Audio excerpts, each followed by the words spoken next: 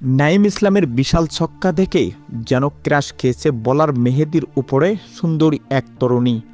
ইনিংসের অষ্টম ওভারে বল করতে আসেন মেহেদী রানা। তার দ্বিতীয় বলে দুর্দান্ত এক ছক্কা হাঁকান নাঈম ইসলাম। এতেই গ্যালারির বাইরে থেকে সুন্দরী এক তরুণী হাসতে হাসতে ক্র্যাশ খেয়েছে। উল্লেখ্য যে তার এমন কাণ্ডে জবাব দিয়েছে বলার মেহেদী রানা। মুখ মুচড়ে অন্যদিকে দাঁড়িয়েছিলেন মেহেদী রানা। সম্ভবত সুন্দরী তরুণীকে যেন তার পছন্দ হয়নি। প্রথম ইনিংসের খেলা শেষে চিটাগং কিংসের লক্ষ্য দাঁড় করিয়েছে 6 উইকেট হারিয়ে 148 রান।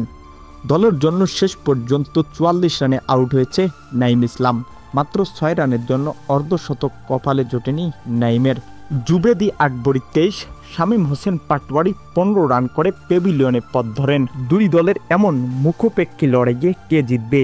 প্রিয় দর্শক, জানিয়ে দিবেন আপনার মূল্যবান মন্তব্যটি ভিডিওর কমেন্ট বক্সে।